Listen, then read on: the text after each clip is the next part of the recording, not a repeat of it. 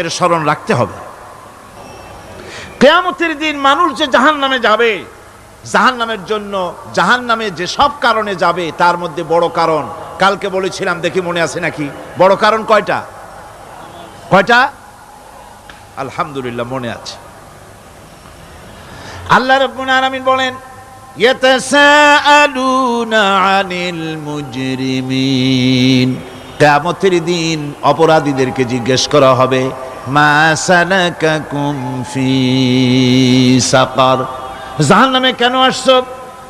জবাবে তারা বলবে, ক্বালু লাম নাকু মিনাল মুসাল্লিন ওয়া লাম নাকু নুতঈমুল মিসকিন, নামাজ পড়ি নাই আর এতিম মিসকিনদের খেতে দেই নাই, এই কারণেই জাহান্নামে এসেছি। কল নাউযুবিল্লাহ।